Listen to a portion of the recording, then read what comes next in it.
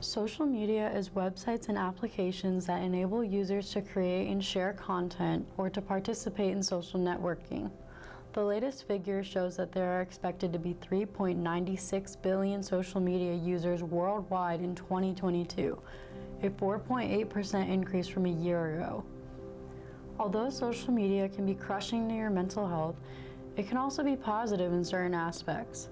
Being on social media can inspire healthy lifestyle changes, building new friendships, and even building new relationships.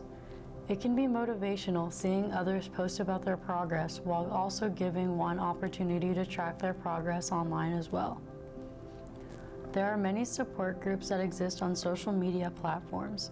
For example, Weight Watchers forums allow people to share success stories and inspire one another while offering support and advice to those who are struggling. They also share recipes, best exercise options, and helpful resources.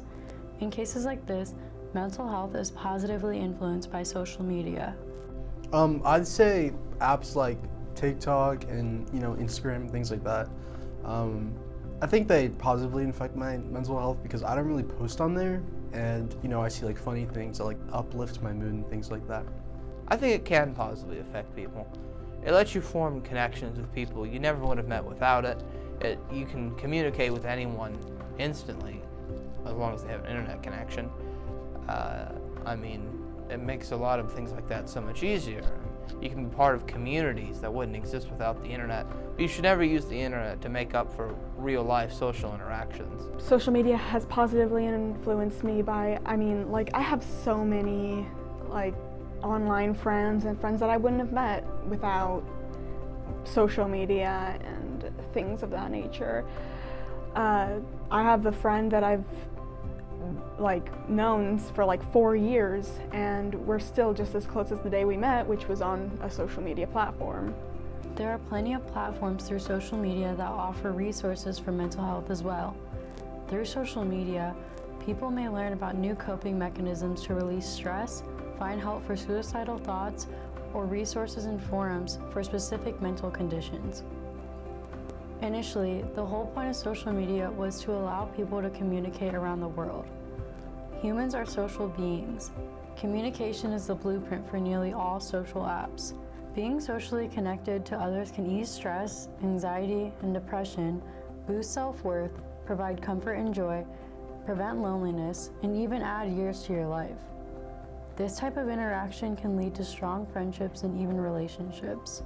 It is no secret that social media has been linked to many negative things. This is especially true when looking at mental health. There is plenty of negativity that comes with owning any sort of social app. I'd say people like celebrities who have more money than me or look better than me, that probably does affect my mental health negatively. I think it negatively affects people. I don't use it that much, but I know a lot of people who have issues with it, they have struggles with body dysmorphia or, social worth and things like that. Using social media instead of talking to real people and forming real connections can really limit someone's developments socially and in terms of their own expression. Personally, I think that it negatively affects me by how there's so many models and influencers that look a certain way and promote looking that way, but I don't look that way. And back when I was 13, 14, it really negatively impacted my mental health and caused me to have body dysmorphia. Although seeing other people's progress in life on the internet can be inspirational, it also has the ability to make a person unsure of themselves. Looking at people living their best life and comparing that to their own lives frequently leads to bad mental health. Most of us recognize that people only post the good things in their lives, but it's hard not to look at those perfect highlights and feel inadequate. Even if you know that images you're viewing on social media are manipulated, they can still make you feel insecure about how you look or what's going on in your own life. I think it does, in some aspects, limit the development of children and, to some extent, young adults. Sometimes you give phones to children that are so young they can't really limit themselves and don't understand things like addiction or things of that nature. I think that kids really shouldn't be getting phones earlier than like the age of 7, because I have a little brother and he's 12 and he doesn't know how to limit himself on his computer, so what makes adults think that a kid who's like 6 or 7 can limit themselves on a phone?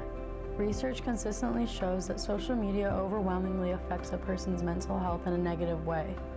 Multiple studies have found a strong link between heavy social media and an increased risk for depression, anxiety, loneliness, self-harm, and even suicidal thoughts.